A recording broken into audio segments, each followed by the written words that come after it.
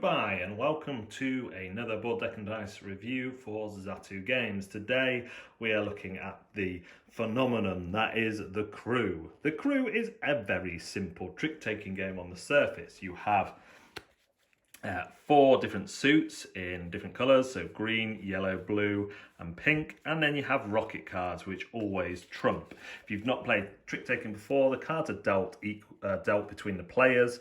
All of the cards, one player will play a card from their hand, and this is the lead suit. If you have a card of the same colour, you must play it. If not, you can play anything, including rocket cards.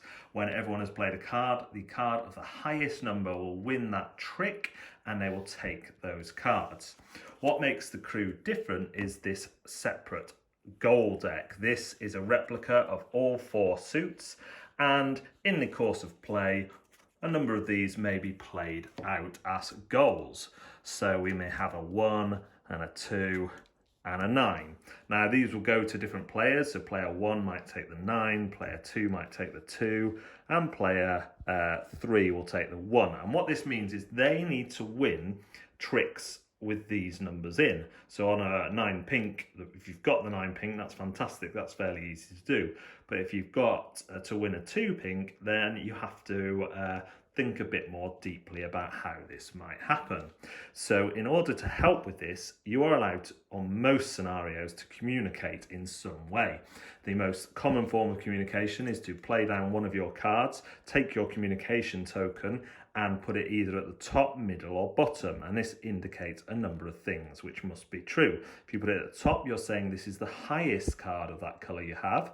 In the middle, this is the only card of that colour you have. At the bottom means it's the lowest card of that colour that you have. You may only do this once per scenario. And you must remember that this card is on the table. It can be quite easy to forget, believe it or not. So to do that, you can take one of these cards into your hand, which are just planet cards or dirty snowball cards. And that helps you remember that you've got a card on the table that you can still play. So far, interesting. But where it gets really interesting is these tokens and their use. So as well as having a number of objectives out on the board, you will have numbers, you may have numbers attached to them. So this means this one must be taken first, this one must be taken second, and this one must be taken third. The arrows on top are simply an order. So this one must be taken before the second arrow, which must be taken before the third arrow. So you could have something like this, where this card must be taken in the first trick, and this one must be taken before this one.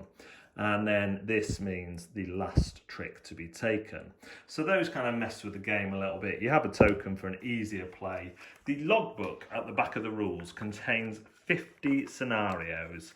And there is a loose kind of story linking them all together, and they give you the amount of challenge cards, how many numbers, how many times you can communicate, all different rules, like one player might have to win all the tricks, or they might have to win the last 5 tricks, and they get gradually more complicated. So you can play these through in order, 1 to 50, or you can just choose random ones. We tend to choose random ones between the range that we're currently comfortable in and still losing quite a few games. When we've started winning most of the games in that range, we move to a new range and we just choose random numbers. That is how the Crew works. So the Crew is fantastic. That's all there is to say.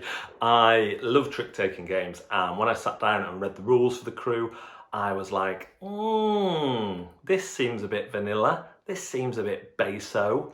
But then as soon as we started playing it, we would play around and we would go, right, play the next one, right, play the next one, choose a random number, play the next one.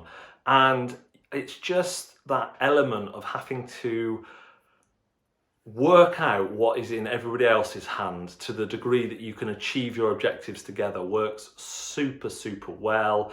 There is a surprising amount of variety baked into these objectives, and every now and again one surprises you. You start using tokens, you think, oh, they're all going to be using tokens now. No, that's not the case. They might have one where someone needs to win all the tricks or someone can't win a trick. and it just works fantastically well. Because the trick taking is so basic in its essence, you could use this with people who haven't played games before, who have played bridge before, who have played hearts before, and you could do really well with it. In fact, the thing it probably reminds me of most is bridge, where you're playing with a partner against two other people, but on this you're playing against the scenario. If I was being super critical, the theme does nothing for me and the artwork is a bit meh. It could have been like really pretty cards. It didn't have to be space, or they could have been just done in a more exciting way. I don't find the technological art of the cards that exciting. I'd rather it been various different planets, features, you know, that sort of thing. But they do try to tie it all together with this story. But again, I barely read those bits. I'm just like, right, what's the setup? What do we need to do? This is what we need to do. And it's tense. You get a card in front of you that is difficult, a low number, and you don't know where the other one is, and someone else hasn't communicated what you wish they'd communicate. And when you're trying the more difficult ones, there is that learning thing. If it's someone's first game, it's going to be harder for them to know what to do if they're not experienced in trick-taking games. Yet this does feel a little bit different because you're not always trying to win the trick, you're trying to throw the trick in a good way for the team. It is a game that you will play over and over again in one sitting. I can't rate the Crew much higher than I'm doing for a trick-taking game. It's definitely one of my favourite co-op games. I'm not a massive co-op fan, but this is definitely one of my top, if not the top co-op game that I've played. So intimidation factor, there is a little bit of intimidation in terms of, I don't think the rules are necessarily the best at laying out the rules of trick-taking, and then you have those 50 missions, and there is that kind of, the intimidation factor hits you after your first game when you've just kind of worked out how all these things gel together. The rulebook, as I mentioned, I think that you could teach trick-taking in a quicker and more clear way than the Crew does. Fun is, it's a blast. It is so much fun it's even fun to fail and be really cross with the person who you think caused the failure. And there's few games that I say failing is fun in, but this one is, and you instantly want to play again, and you don't want to finish the night on a failure, so you're just like, right, let's go again. And after that first round, you know, if you're playing with new players, just do one of the easier ones, just lay out a number of objective cards, as there are players, amount matching the number of players, and go for it. Will I be keeping it? Absolutely be keeping it. It's a stalwart in my collection. You can randomly select missions, you can make up your own very easily. They're probably already in there, to be fair, but once you know how the little tokens work, you can very easily make up your own.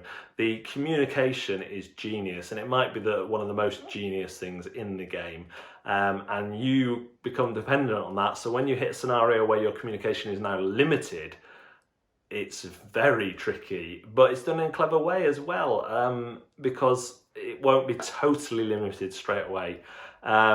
Yeah, the Crew is great. It should be in your collection. If you like trick-taking games, you shouldn't even think about it. If you like co-op games, you shouldn't even think about it. The only people I would say need not a player, those who really don't like trick-taking games. So thanks very much for watching another Zatu review. Please like, subscribe, follow us, and we'll see you again next time.